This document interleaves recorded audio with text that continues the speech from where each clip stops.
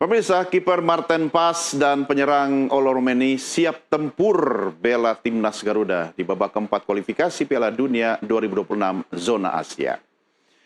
Dua pemain andalan pelatih Coach Patrick Kluivert sudah bergabung dengan pemusatan latihan timnas Garuda di Jeddah, Arab Saudi.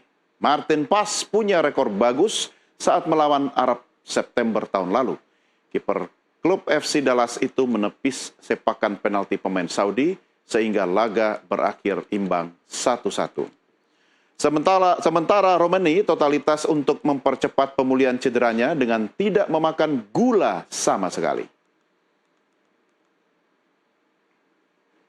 He's on the right turn. You have to look how the reaction is on the training for today, and that's the most important thing. I'm very happy that I see Ole back on the pitch.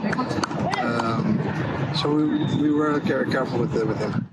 Dua kabar yang membuat optimisme terhadap perjalanan timnas Garuda ke Piala Dunia 2026 makin bertambah.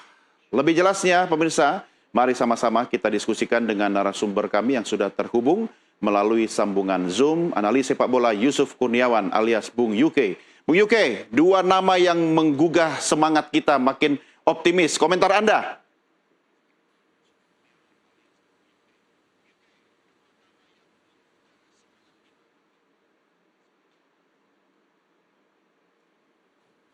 Ya, nggak ada kata lain kecuali optimis ya. Karena memang persiapannya sudah tidak banyak, praktis. Pemain-pemain yang tersedia juga harus kita maksimalkan. Walaupun sebelumnya kita ada kekhawatiran karena kondisi seperti Emil yang nggak bisa gabung. Kemudian juga Ole yang boleh dibilang dari level fitnessnya kita harus akui memang cukup mengkhawatirkan ya. Karena dia sejak Juli nggak main kan. Tapi yang terpenting sekarang Ole sudah ready untuk all out dengan keterbatasan yang dia punya pasca cedera. Kemudian Martin Pas juga dengan pasca cederanya juga dia kemarin sudah ada dalam line up di Dallas walaupun nggak tanding, tapi ini menunjukkan bahwa dia sudah fit.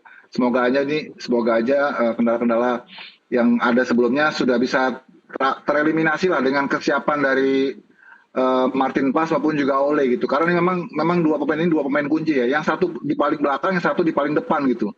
Ini kan sumbu ya, sama-sama kutub yang paling menentukan ya dari poros permainan kita, dari kiper sampai ke striker gitu ya. Ya, waktu TC yang sangat mepet dan singkat gimana tuh, Bung? Halo? Ya, Bung Yuke, waktu pelaksanaan TC yang sangat mepet dan singkat. Iya, memang kita boleh dibilang sama ya, tidak jauh berbeda ketika pas Patrick Kluivert mengawali debutnya ketika menghadapi Australia itu juga kan bahkan lebih singkat dari ini gitu ya. Sehari datang, official training, besoknya langsung game. Ini masih agak lumayan gitu, sebagian pemain sudah bergabung lebih awal, kecuali yang dari Eropa ya yang mungkin baru 1-2 hari ini merapat gitu ya. Jadi masih sedikit lebih baik lah.